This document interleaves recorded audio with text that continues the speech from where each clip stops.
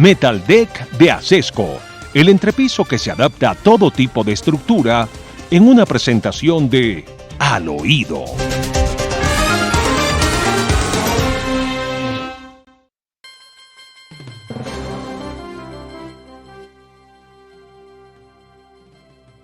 Demar, ¿usted sabía que Álvaro Leiva, nuestro canciller, tuvo problemas muy serios con la justicia española?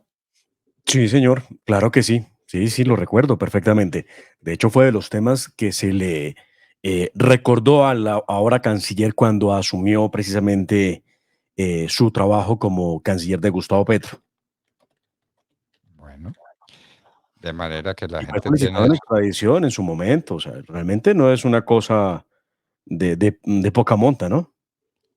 Muy bien, no es una cosa de poca monta. Y usted tenía presente que cuando estaban en las negociaciones en La Habana con la paz de Santos a cuestas, Santos le nombra a Álvaro Leiva, a su hijo, como embajador en Noruega. Pues, doctor Fernando, no lo tenía en el radar, pero efectivamente sí. El hijo de Álvaro Leiva, que se llama Jorge Leiva Valenzuela, fue nombrado como embajador de Colombia ante Noruega en el 2017. Para más exactitud, asumió el cargo el 12 de octubre de 2017. Bueno, año 2017. ¿Quién era presidente? Juan Manuel Santos, claro. Me faltaba un año para terminar. Muy bien. ¿Y quién había discutido los términos de la negociación de paz entre supuestamente el gobierno de Colombia y las FARC? Claro, pues Álvaro Leiva era el hombre clave de todo ese proceso de paz con el gobierno Santos y las FARC. Entonces, ¿qué hubo? ¿Santos se compró a Leiva con el nombramiento de su hijo? ¿O Leiva lo presionó para que nombrara a su hijo embajador en Noruega? Alguno de las dos cosas, ¿no es cierto? Alguna de las dos cosas, sí, sí, por Pero no supuesto. fue porque el señor tuviera carrera diplomática, ni antecedentes diplomáticos, ni relaciones con Noruega, nada, nada, nada, nada. Sacaron del sombrero el nombramiento del hijo del hoy canciller Álvaro Leiva y lo pusieron nada menos que de embajador en Noruega. ¿Cómo le parece? ¿Y qué estaba haciendo Jorge Leiva en París alrededor de los pasaportes, en el negocio de los pasaportes? ¿Qué estaba haciendo? Muy bien, aquí esta historia tiene tanto de largo como de ancho, doctor Fernando, y si le parece, empecemos por el derecho. Esto viene desde la semana pasada, cuando hubo unos trinos respecto a lo que podía estar ocurriendo y unas revelaciones que hizo la emisora W Radio respecto a lo que estaba pasando entre Marta Lucía Zamora y el hoy canciller Álvaro Leiva. De hecho, trascendió que hubo gritos de parte del canciller a la directora de la Defensa Jurídica del Estado, Marta Lucía Zamora. Unos gritos, unos alaridos, un manoteo del que fue testigo mucha gente que estuvo presente en el lugar. No sé que alguien hubiera grabado en video eso, pero el caso fue que ocurrió. Ante eso, y voy a compartir mi pantalla, el presidente Gustavo Petro afirmó en sus redes sociales, ante la noticia, lo siguiente. Aquí lo ven ustedes en pantalla. Afirmó el presidente Gustavo Petro en un Twitter desde Dubái: no hubo gritos del canciller ni permito que una situación pública, que una institución pública se utilice para defender intereses privados. Dos cosas de la mayor gravedad. Lo primero, niega los gritos que Leiva le hizo a Marta Lucía Zamora. Y lo segundo, denuncia que se está utilizando una institución pública para defender intereses privados. El presidente debería explicar de qué está hablando y por qué intereses privados. Ahora, Marta Lucía Zamora, luego de ese trino, dice lo siguiente: reprochable cualquier comportamiento irrespetuoso hacia la mujer. Mi trabajo siempre será legal y en pro de la defensa del Estado. Es lo que ha dicho Marta Lucía Zamora, quien confirma, doctor Fernando, que efectivamente sí hubo gritos y maltrato por parte del señor canciller. Por ahí quiero que empecemos. Ahora escuchemos qué es lo que le ha dicho Marta Lucía Zamora precisamente a W Radio hace algunas horas respecto de ese episodio. Eso no fue gratuito lo que sucedió. Ni los gritos, ni el lugar donde yo me encontraba, ni incluso mi presencia en el comité de conciliación que se llevó a cabo en la Cancillería y al cual fui citada de manera expresa a través de correo electrónico por parte de la Cancillería, de la directora jurídica, de la secretaria técnica, con el mandato expreso por parte del canciller que decía la doctora Marta Lucía Zamora tiene que asistir ese día, el viernes, que incluso también yo estaba en la en la Cancillería ese viernes, porque precisamente se llevaba a cabo en la Comisión Intersectorial de Derechos Humanos, en la que yo... El caso es que efectivamente sí hubo ese maltrato a la señora Marta Lucía Zamora, lo confirma ella, y también habló de la reunión y de los detalles de la conciliación que se adelantaba con Thomas Greg Anson, que es donde arranca todo este problema, este culebrón. Recordemos, doctor Fernando, que había una licitación en la Cancillería para elaborar los pasaportes, una licitación por cerca de 600.000 millones de pesos, el contrato. El único proponente que terminó en la puja fue Thomas Greg Sons, porque cumplía con todos los requisitos, como en otras tantas veces lo había hecho, porque esto no es nuevo. Thomas Greg se queda con la mayoría de los contratos de impresión del país desde hace muchísimos años. Pues recuerda usted perfectamente el paso de el doctor Juan Manuel Santos como miembro de la junta directiva de Thomas Greg, hasta una vez fue nombrado ministro de Defensa por parte del presidente Uribe y renunció a esa posición que tenía. Thomas Greg ha sido exitoso y se ha ganado millonarios, multimillonarios contratos en Colombia en el tema de impresiones. Ha manejado ICFES, ha manejado ICETEX, ha manejado la impresión de los pasaportes, ha manejado la impresión de las elecciones. Todos los tarjetones son de Thomas Greg Sons. Muy bien. En medio de este culebrón que se armó en la Cancillería, pues Marta Lucía Zamora empezó el proceso de conciliación con Thomas Greg ante, recuerde usted, la orden que dio el presidente Gustavo Petro. Gustavo Petro dio una orden y dijo que no podía haber licitaciones de un solo proponente. Por lo mismo, sacaron a Thomas Greg por la puerta de atrás y por un tema de urgencia manifiesta, el canciller le entregó el contrato temporal a Thomas Greg para que no nos quedáramos sin pasaportes. ¿Qué estaba haciendo Marta Lucía Zamora? Pues tratando de organizar desde la defensa jurídica del Estado, como le corresponde a ella, una conciliación para evitar hacer más gravosa la situación. Si Thomas Greg demanda a Colombia, en este caso por incumplimiento de un contrato y por haber perdido un proceso donde ganaba de 10 sobre 10, pues tendría que pagar Colombia entre 150.000 y cosas así como 300.000 millones de pesos por perder ese contrato. Entonces, lo que estaba haciendo Marta Lucía Zamora era evitando que eso ocurriera. Pero aquí es donde se pone interesante la historia, porque resulta que Marta Lucía Zamora sí habla de una reunión que tendrá que explicarle, vamos a ver si se da hoy la diligencia ante la Fiscalía, de una reunión entre el hijo de Álvaro Leiva, que fue por donde empezó toda esta historia, doctor Fernando, del señor Jorge Leiva Valenzuela, y un hombre que es clave en la Cancillería, con el que estuvieron reunidos en París hablando, vamos a saber de qué.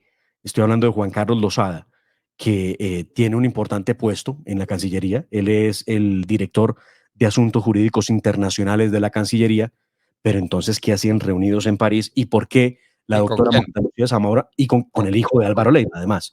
¿Con quién estaban reunidos? Exactamente. Ahora, el problema está en que ella mencionó los nombres y se habla de que hay unos interesados, inclusive me han dicho por allí que hay algunos españoles, otros me dicen que son unos catalanes muy cercanos al gobierno Petro, que estarían interesados en el negocio de los pasaportes. ¿Esa reunión fue para eso? ¿Se reunieron en París para organizar el tema de los pasaportes? Bueno, esto es de la mayor gravedad y alguien lo tendrá que decir. Yo no sé si la doctora Marta Lucía lo va a revelar sobre qué era esa reunión que se dio en un hotel en París, de acuerdo, porque de hecho ya hay lugar exacto donde se reunieron. Se cree que son unos señores que vienen a ser parte del negocio de los pasaportes y ese es el afán entonces del gobierno en entregarle esto a quién. reunión con Jorge Leiva, el ex embajador en Noruega, nombrado en la embajada de Noruega cuando Álvaro Leiva era el que a nombre de las FARC adelantaba las negociaciones con Juan Manuel Santos, el ex miembro de la junta directiva de Thomas Gregan Sons, en La Habana para resolver los destinos del país. ¿Cómo le parece la tranquilidad para nosotros los colombianos? ¿Cómo le parece? ¿Ah? Y es que esto no puede ser porque el director de Asuntos Jurídicos, del que se dice se reunió con Juan Carlos Lozada, que se reunió con Jorge Leiva, él es una persona que no tiene nada que ver con la contratación del fondo rotatorio del ministerio. No tendrían por qué estar hablando de contratación. Bueno, Pero la reunión no se niega. Al doctor Leiva, canciller, le han reparado muchas veces porque, aparte de todo esto, su hijo tiene una próspera empresa con sede en Reino Unido, donde se dedican a tramitar ciudadanías europeas para las familias que estén relacionadas con temas sefardíes y puedan hacerse de la nacionalidad europea precisamente por ese hecho. Ley que funcionó en España y que también funciona en Portugal. Y entendemos que en Portugal han hecho gran parte de ese trabajo. El canciller nunca se declaró impedido porque pues, su familia tiene que ver con el negocio de, de, de ciudadanías. Debería haberse declarado impedido. Lo cierto es que eso es lo que está pasando. En medio de los gritos, se dice que el canciller le dijo a Marta Lucía Zamora que a él no le importaba el tema de la demanda. Y creo que entre la discusión le decía Marta Lucía Zamora a Leiva, es que van a repetir contra usted. Pues que repitan, que me notifiquen en la tumba, fue, se dice, la expresión que utilizó el señor canciller en el momento en que Marta Lucía Zamora le recordó que pueden repetir y le tocaría él pagar esa platica. Él dijo que me notifiquen en la tumba. Lo cierto es que Álvaro Leiva lo han llamado, le han preguntado, él ha negado los gritos, ha negado que haya dicho eso, ha negado que la reunión de París existiera o que tuviera algo que ver con un nuevo proceso de licitación. Pues, doctor Fernando, como usted tantas veces ha dicho, para verdad es el tiempo y para justicia Dios. Si aquí aparecen unos internacionales dueños de la licitación de pasaportes, ya sabemos de dónde llegó el agua. muy bien, muy bien. Vamos pues, doblemos esta hoja porque hay otras hojas que tenemos que abrir. La reforma a la salud. La reforma a la salud parece un hecho. Y la noticia es que el Partido Centro Democrático, el Partido Conservador y Cambio Radical se retiraron del debate, ¿no?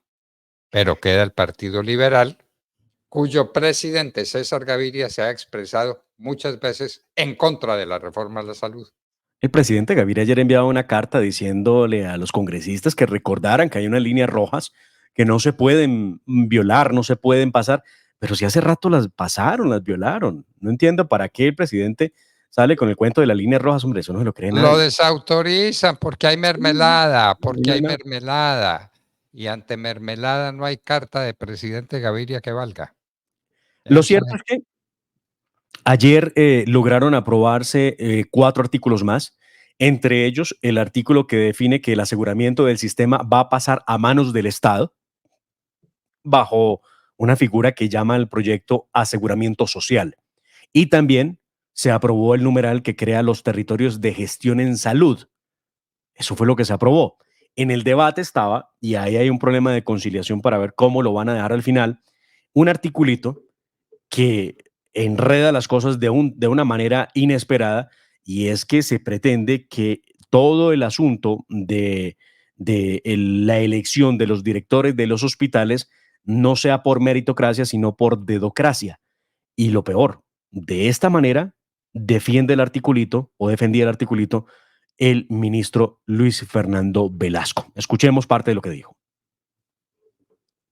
Es evidente que quien responde políticamente, si un servicio fundamental como el de la salud no está funcionando, es el gobernador o es el alcalde. Si el Congreso y particularmente la Cámara no busca fusionar lo que alguien aquí dijo con bastante sapiencia, elementos de meritocracia con la posibilidad constitucional de no quitarle la decisión a los gobernadores y los alcaldes, este artículo va a terminar enfrentando al Congreso con buena parte de la opinión de este país.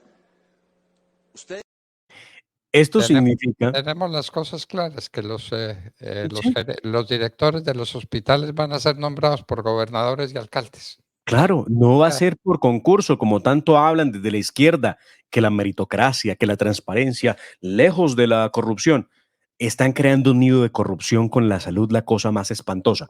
Evidentemente, doctor Fernando, el que quiera hacerse una cirugía, el que requiere de un tratamiento especial, el que requiere de unos medicamentos, bien le valdrá ser muy amigo del alcalde o el gobernador de turno. claro, desde luego. Es la estatización de la salud de Colombia. La estatización de todo, no se le olvide, esto es Mussolini.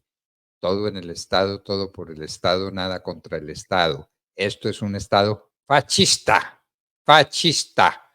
Lo está concentrando todo. Se va a quedar con las pensiones de jubilación, se va a quedar con la salud, se va a quedar con la educación, se va a quedar con todo. Un Estado fascista, absolutamente fascista. Demar, cuéntenos por qué no está preso Nicolás Petro. Porque a él le dieron unos privilegios judiciales y lo sacaron de la cárcel porque él iba a decir la verdad, porque tenía declaraciones muy importantes que dar, porque iba a colaborar con la justicia. ¿En qué ha colaborado con el fiscal? A ver, señor fiscal, ¿en qué ha colaborado con usted, Nicolás Petro? ¿Y por qué no está en la cárcel? ¿Le falta carácter? ¿A usted? A ver, dígalo. Muy locuaz el fiscal general para algunas cosas, pero para otras bastante calmado. Se comporta como el gatito de la sala, como diría Vicky Dávila, porque no ha dicho nada frente a esto. Y es que lo de Nicolás Petro, doctor Fernando, pasó de un tipo que quería revelar todo hasta el último detalle, y se lo decía inclusive a Vicky Dávila, yo no me voy a inmolar por nadie, ni por mi papá, ni por nadie, y voy a contar toda la verdad, y lo haré por mi hijo, fue lo que dijo en su momento Nicolás Petro, cuando estaba recién liberado de quedar, pues obviamente, bajo disposición de las autoridades, y lo enviaron a su casa con varias condiciones, entre otras, no poderse reunir con personas que pudieran afectar el proceso en su contra. Evidentemente, a los muy pocos días, el presidente Petro se reunió con su hijo y su hijo cambió drásticamente de parecer. Lo cierto es que hoy Nicolás Petro lo que ha hecho es acusar al fiscal Mario Burgos, que es el que lleva su caso en materia penal, y ha dicho que hay un sistema, un esquema sistemático de daño en su contra. Y de hecho anuncia acciones no solamente locales, sino internacionales para poder proteger sus derechos. Bien parecido a su papá en cuanto a la forma de defenderse. Ah, Veamos y escuchemos qué fue lo que dijo ayer el hijo del presidente Gustavo Petro. Bueno, voy a leer un comunicado. Declararé con rigor de verdad sobre todas las irregularidades, abusos y arbitrariedades de un patrón sistemático de conducta del fiscal Mario Andrés Burgos en el manejo de mi caso. El fiscal y la fiscalía no han sido leales con mi derecho a la defensa, que en buena hora ha protegido la Corte Suprema a resolver el debate jurídico sobre competencia territorial, advirtiendo que mis abogados defensores no pueden ser amenazados con sanciones por la Fiscalía cuando cumplen su trabajo profesional. bueno. Y cuando ¿Y en qué dilatan está la en el colaboración con la justicia? ¿Él iba a colaborar con la justicia en qué caso? En el caso de la financiación de la campaña. Y de eso no se volvió a decir una sola palabra, ¿no? Lo único cierto, y no sé que de esto se vaya a poder librar, pero pues como lo vemos, vaya uno a saber si llegue a este término. El próximo 11 y 12 de enero, el juzgado segundo especializado de Barranquilla tendrá que acusarlo por los delitos de supuesto lavado de activos y enriquecimiento ilícito.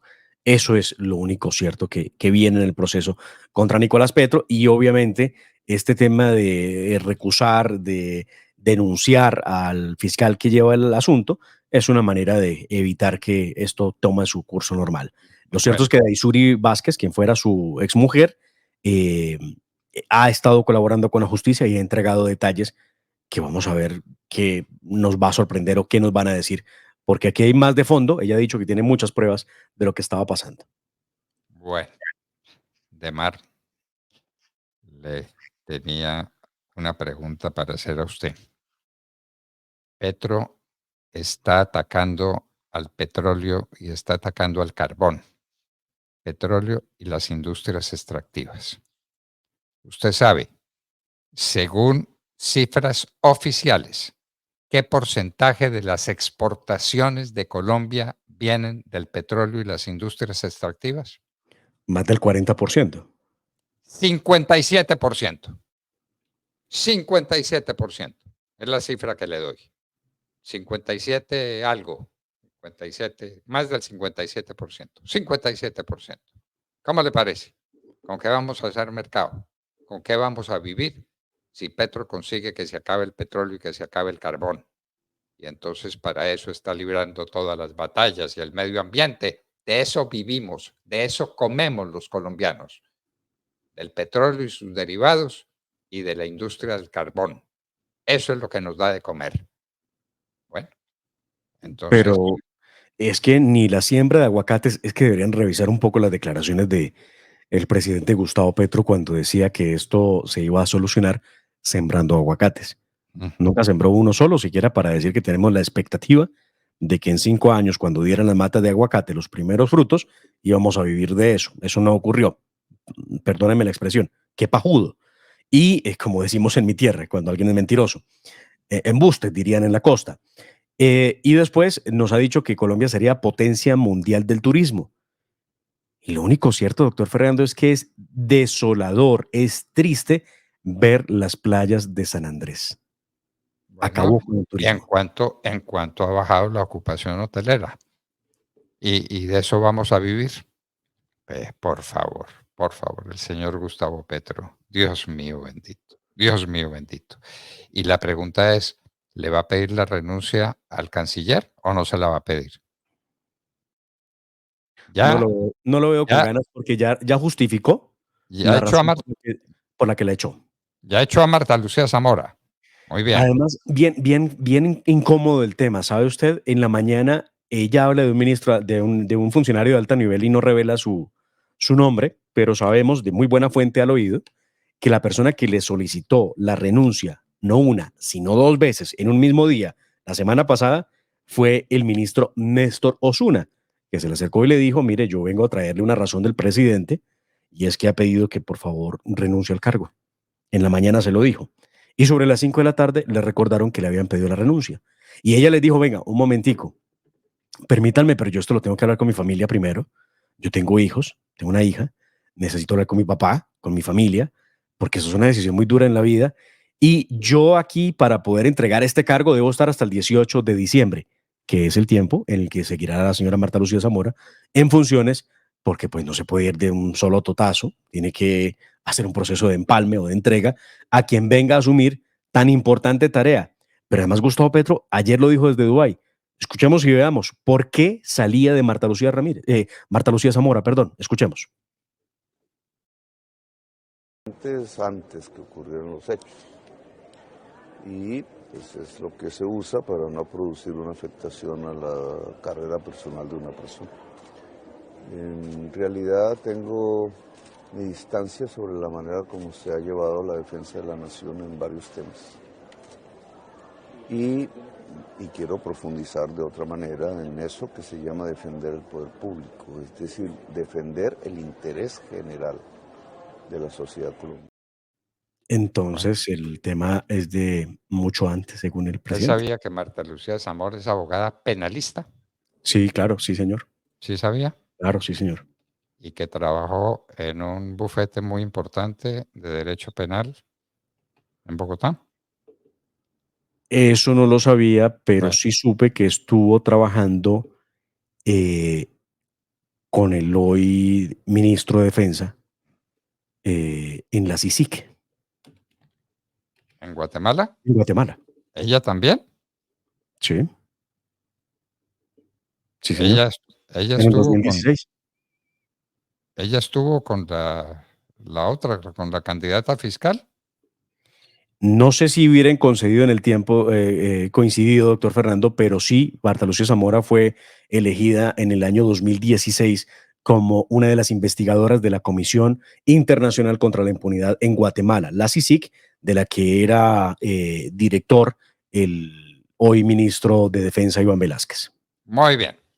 Bueno, queridos amigos, no se quejarán de que haya estado poco sustantivo nuestro programa de la Hora de la Verdad, que volverá mañana a las 6 en punto de la mañana, cuando estaremos de regreso, Dios mediante. La familia duerme tranquila porque su techo está bien hecho. Bien hecho como las cubiertas Asesco. Por su doble capa protectora, son ultra resistentes a la corrosión y al paso.